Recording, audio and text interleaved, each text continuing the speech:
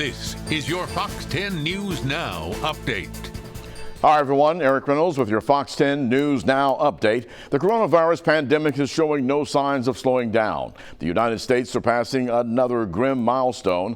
According to Johns Hopkins University, more than 250,000 Americans have died from COVID-19.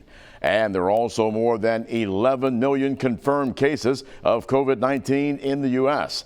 With Thanksgiving just days away, states are preparing for another surge of COVID-19 infections.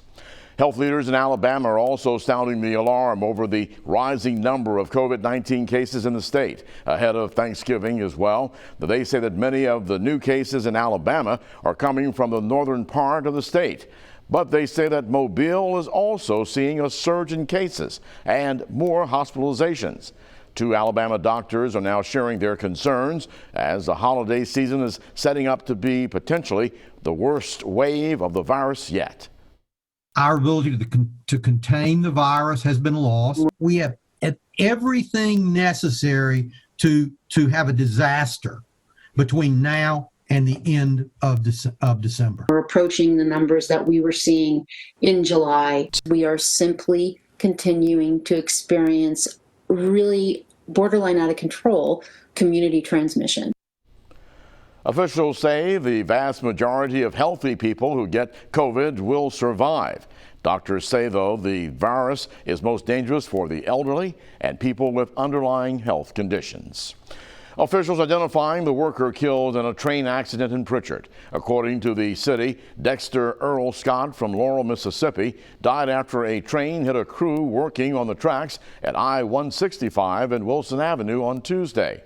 Two other workers were hurt. Now, we've learned the locomotive involved is owned by Canadian National, but was being operated by Alabama Export Railroad, which works to state docks. The National Transportation Safety Board and the Federal Railroad Administration have taken the lead in the investigation. And today is your last chance to apply for FEMA help from Hurricane Sally. You can apply online or by calling the number you see there on the screen. It's 1-800-621-3362. Today's deadline also includes SBA loans. Your time just before 4:30 this morning, and you can see on the Fox 10 Storm Tracker radar, we have gotten used to that sight. Everything is dry. Everything has been clear. We had another picture-perfect afternoon across the Gulf Coast, and we really didn't pick up much more than fair weather clouds. That's going to be the exact same scenario today. And although we are going to be chilly again this morning with temperatures in the mid-40s, we are going to be much warmer for our mornings in the days ahead as we get ready to head into your Friday and the upcoming weekend. So what's going on in the tropics? Well, things have finally started to go quiet out there. The disturbance down in the southern Caribbean is starting to fall apart, and the one in the Atlantic Basin is falling apart, and nothing is looming near the Gulf of Mexico, and there are no severe weather threats for us over the next several days. Weather headlines for your Thursday. A chilly morning. Plenty of sun in the sky again today.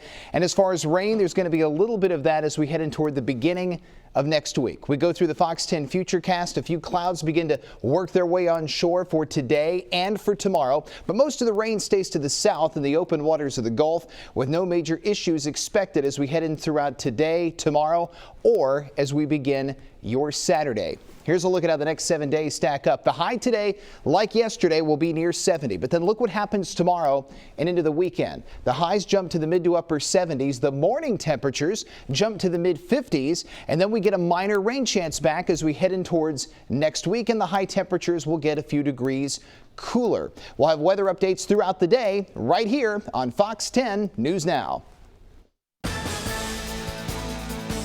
Stay tuned to Fox 10 News throughout the day for the latest updates. This has been your Fox 10 News Now update.